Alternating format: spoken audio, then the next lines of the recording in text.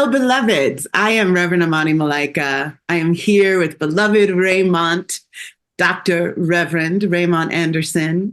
And if you have been with us before, you may know that Ray has been covering for me while I have been away on sabbatical, and I am now returning. So we get to spend this time together for our April theme. If you are new to us, welcome. This is a little bit of a different format than I typically do for sermon content and messages, and I'm so glad you're here. Thank you for watching. So, my gentle giant, Reverend Raymont. Yes. This is I just have a giant gratitude. Thank you. It has been what a wondrous thing to have you kind of step into the fold and allow me to just rest with ease and no worries, knowing you were holding down. Amen. Yes. My pleasure. I am honored. Thank you. Yeah, just I'm honored and filled with gratitude to know that I was able to give you the space to take care of yourself. So thank Amen. you. And amen. A little bit of what we're going to be talking about this month in April. So let's talk a little bit about our April theme, which is giant gentleness. And I wanted to share a little quote that came from the minister who prepared this, which is, in those flashes, when we are conscious of our oneness, there is an openness and all-encompassing love. In all the other moments in our lives, we need and really deserve giant gentleness. So that's what we're going to be diving into during this April series, during the next 4 weeks. And I am really excited because I like the way that we're going to have an opportunity to talk about what it means to be gentle with ourselves, to bring that gentleness to others, to our communities, and to the world, and anchoring all that in the reality of sort of this cosmic oneness that you and I belong to, and that it is giant, right? That this giant gentleness, this force of love, the divine, the beloved, the holy blessed one, whatever we want to call it, is greater than the epic amounts of despair and violence and pain and suffering that we are personally experienced, that I personally experience, and that the world is experiencing on greater and greater levels. And so I wanted to give some context to, may these things be able to be met from this place of love, of the one, of the gentle giant that is God, that is you, that is me. Because we need it. The giant, epic pain of the world must be met with the giant, gentle, loving force that is the divine. What say ye, Rev Raymont? Oh, I'm right there with you. Yes, because there's so much going on, both in our individual lives and in the collective experience, where it's easy to feel worn down, worn out, beaten down, beaten up, overwhelmed with so much pain and trauma and grief, that if we're not in a space of being gentle with ourselves, with the process, not gentle with the entire way that we show up, then we're actually doing, one, greater harm to ourselves than the collective, because we're not ensuring that our cups, are full. Mm-hmm. And we're actually impeding the process of healing. Right? Like when I had surgery and they're like, don't do nothing for a couple of weeks. Like, don't walk. Don't do it. Right. Like, you have to give your body time to, that's gentleness, that's compassion. well, if I'm going to do that with my body post surgery, am I doing that with my heart and my mind post argument or post activism or even simply, scrolling through, wait a minute, the police shot enough. Like if I'm not doing the same, pause, breathe, be gentle, be compassionate. That doesn't mean throw up your hands and do nothing. It means right now, what do you need to do for you? Amen. Because you can't do something for another if you're not making sure that you're taken care of, that you have the capacity. Breathe. So, yeah, I'm right there with you 1000%. Amen. Amen. So, beloveds, may you welcome in the gentle and giant nature of the Holy Blessed One. May you be blessed by it more and more and more throughout this series. I love you so much. So glad you're here. I want to invite you to get obsessed. I want to invite you into a sweet and powerful, positive obsession. And you can join me by doing this. There's several things that are freely offered, no financial requirement. You can get a phone call and a text every day from our prayer warriors, our practitioners. It's called Spirit Calling, delivered directly to your phone. You can sign up for the app that we have built, where you get a message and journal prompts and recommended spiritual practices, an opportunity to get connected in community with other wonderfully obsessed humans through our small groups. And all of these things you can find on our website, abqcsl.org. It is my deep, deep, deep desire to invite you into yourself and your own powerfully divine nature, and to invite you into building this unquantifiable number of people who are so sweetly obsessed with our inherent connection and manifesting that audaciously in this world, as this world. I'm so glad you've been with us. I'm so glad you will come back and keep at it. You are worth it. Love is worth it. Reverend Raymont, are you ready to talk about the other? Yes, of course. Let us dive in. Other in loves. And I'd like to share a quote from Ernest Holmes, founder of Science of Mind.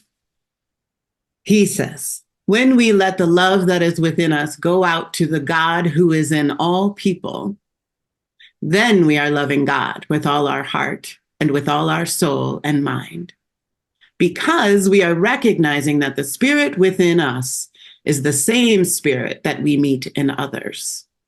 This is loving our neighbors as ourselves." Amen. Amen. The golden rule, as it's known, or sometimes it's, evolved into the platinum rule. Mm-hmm. But one of the things in the culture that we live in that I like to talk about a lot is loving our neighbors as ourselves is problematic at times. If you did not the video, I'm going to ask you to go back. You can see why it's problematic. Because if we are not loving ourselves well, we can't love others well.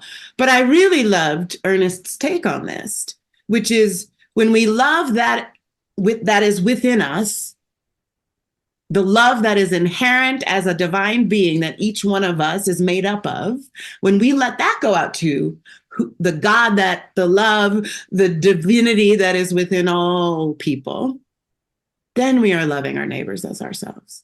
Mm-hmm, mm-hmm. Right. Mm-hmm.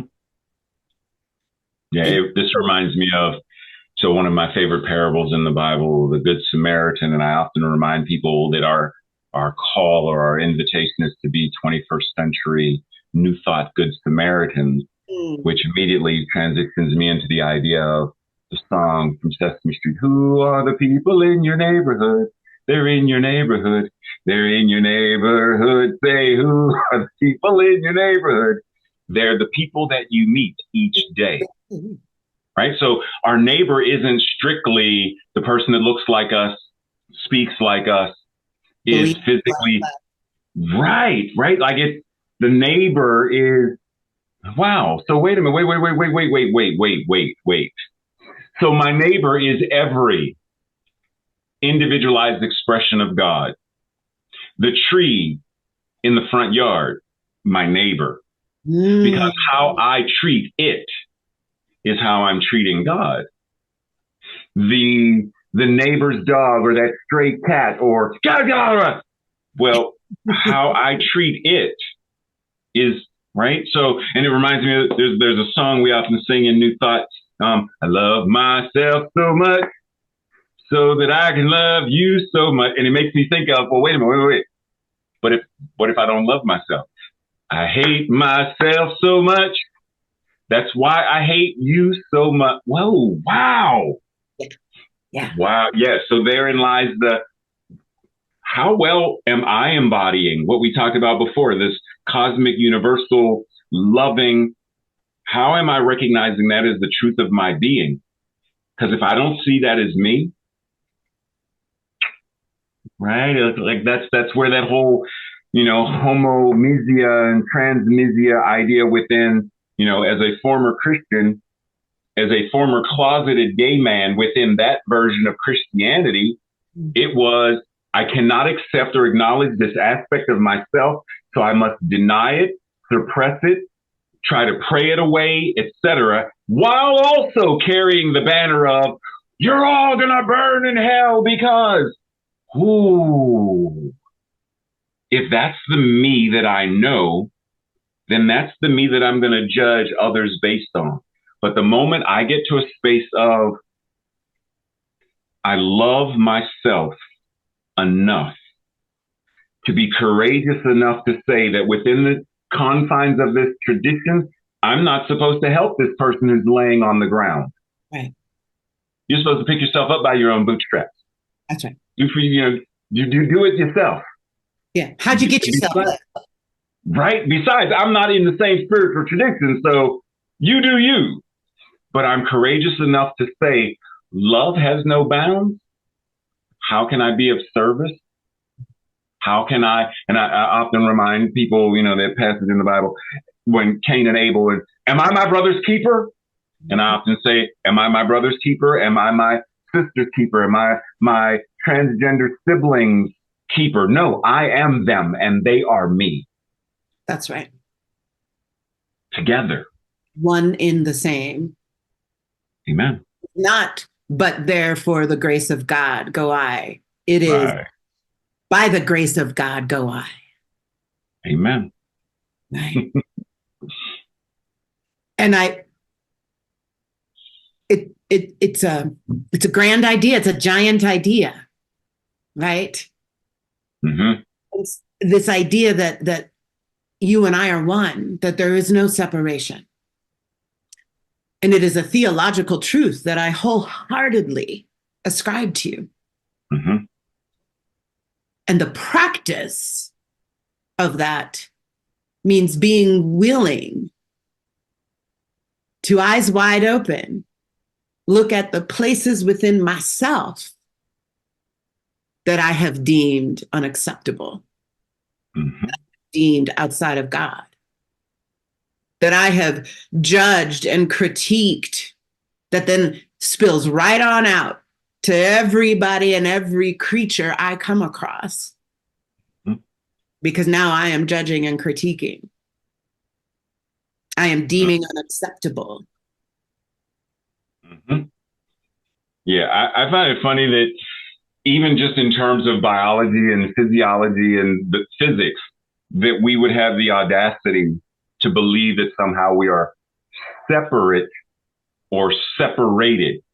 Because I can guarantee you that if we're in the same space, and there can be a partition, right? We're separated. We can't see each other. But I can guarantee you that if I fart on my side of the partition, because we're connected. You don't need to see it. You know it. That's right. We're connected. So if we can understand that on that level, just sheer biology and physics, then it's not that far of a stretch, recognizing that all things in the physical have the spiritual as the backing. Then in this realm of, well, wait a minute, God is all there is. And that cosmic universality that it is the exact same as me, same as you, same as that person and that person, that Klan's member and that toxic police officer, and that it's all so, okay, let me rewind and come back and, referencing the quote that you said. So let me ask myself, one, do I love me enough? Do I love myself to the capacity that I am willing and able to remove this supposed partition that separates us, which is why I love Daryl Davis, because he is the bodhisattva of this idea, this Black jazz musician having conversations with Klansmen, getting to the point where there is no more opposition and they are now friends. Do I love myself enough to engage in this process of, I may not even speak to the person, but engage in the process of at least seeing them? Namaste. That which is the divine recognizing itself in, through, and as me, in, through, and as you. There is only one. And do I love myself enough to even go there? That's right. Because when I do, then it changes how I show up in the world. Yeah. And I can hear all the people who are listening to you right now go, well, damn, I'm not trying to hang out with Klansmen, But here's the thing. Not only, the loving myself that you're speaking of is so big. The love that Ernest is talking about, when you let the love that is within you go out. We are not talking about Hallmark card love. Right. This love is so giant and so powerful that I can trust it. Mm-hmm. That I can trust it to take me into conversation with a Klansman. That I can have so much faith in the giantness and power of that love that is within me to carry me, to hold me, to guide me, to uplift me, to strengthen me, to be in that conversation, to be in that set of circumstances, to have the strength and the presence, eyes wide open at what is, to meet it and love it. Mm-hmm. And even if, because once again, like you just said, there's some people who be like, both of them need to hush up, because and that's fine, because some people are going to say, being a public school teacher isn't mine to do. Being like Daryl Davis and having conversations with the Klan, that's not mine to do. And that's cool. That's cool. Know you well enough to know what lane is your lane. But can you love so much that your love empowers them to do the work that is theirs to do? Because if I harbor hatred or whatever that is towards the Klansmen, then when Daryl Davis goes to engage with them, what is the energy that I have now sent forth into the ripples through the tapestry of the universe that said, ain't no Klansmen and they whatever. I'm actually making it more challenging. Versus when I say, because I know who and what I am, I send love to Daryl Davis. I send love to every person he speaks to every conversation he has with the Klan. I send that love to every surgeon who is doing ER work and like whatever that is, because it's not mine to do. But I send love to the process, to the people who are doing that work, to the teachers, I send love to them and to those who they are sending love to. Am I willing to engage in the process to that degree? Because that's also part of what is our invitation, is even if I don't get into the conversation, can I send love to whoever is engaging in the conversation? Yes, because you're bringing up such a beautiful point. what is yours to do, what is mine to do are going to be uniquely, wildly different things.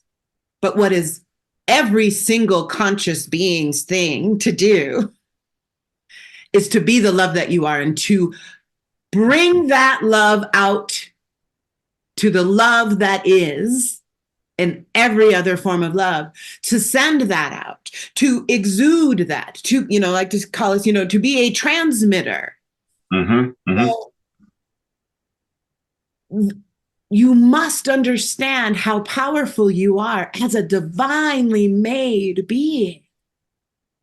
And when you begin to understand that you too are a point of light in this grand light, and you have agency around intending that, giving that, exuding that, radiating that, transmitting that, sending that.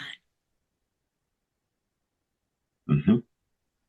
Yeah, yeah, definitely. And the title for this week, "The Other in Love." Mm-hmm. And for me, for me, it could be easy to say, well, like in this conversation, you're the other. You're on the other side of my screen. Right. But the moment I open love enough to say, well, wait. I'm other in terms of that as well. How many, well, wait. How many places am I someone else's other? One, but how many times do I other myself? How many times do I separate, segregate, isolate, compartmentalize my own? Well, I'm okay and I'm cool when I'm doing this. But in this area, I'm not good. There's guilt, there's shame, there's whatever that is. And I other and I separate rather than bringing all of me together in loving compassion and saying, I may not like this part of myself. I may not like this experience that I went through, but I can love myself nonetheless without the judgment, without the criticism, the condemnation. I don't have to other myself. And when I get to that place of wholeness, quote unquote, wholeness with myself, then I'm able to, even for linguistic purposes, refer to another person without othering them in a way that ostracizes and separates. Amen. I can still embrace. Yeah. And again, it starts with self. Yep.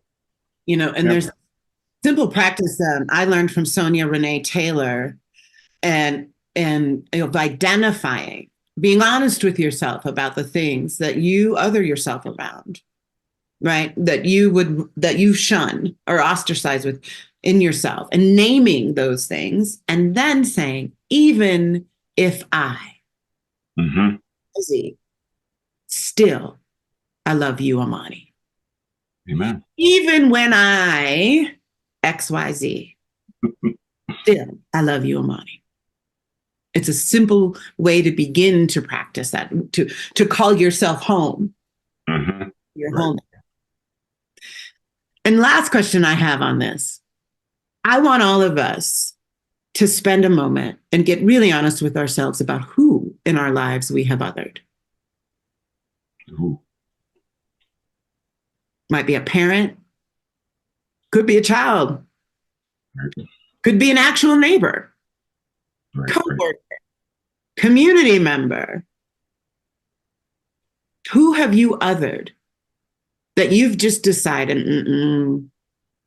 they ain't no good? Mm-hmm. And then I invite you to take the practice to them. Even when they, I love you.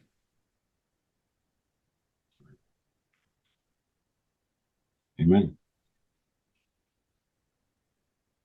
And I know when sometimes I have to do it, I have to do a whole bunch of deep breathing first.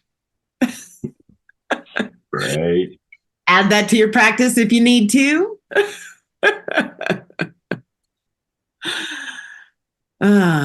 Well, I would like to pray for the other in love.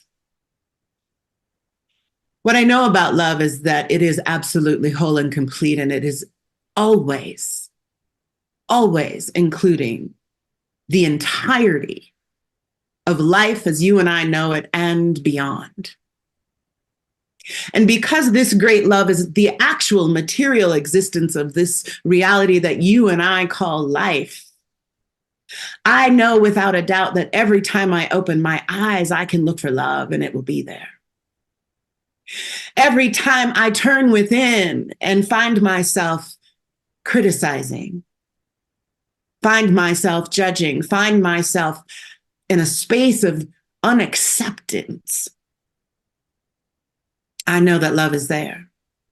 And I know that if I turn within, if I look without and simply seek love, it will meet me every time.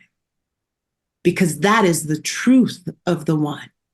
That is the truth of life itself. And I know that that truth is revealing itself to me, through me, to Raymont, through Raymont, and to everyone within the sound of my voice, right here and right now, in greater and greater ways, revealing and sparking awe and wonder and miracle, available every moment, every eyes wide open, every heart wide open, blossoming and growing this thing called life into greater and greater good, greater and greater becoming the truth, manifesting the love that is so.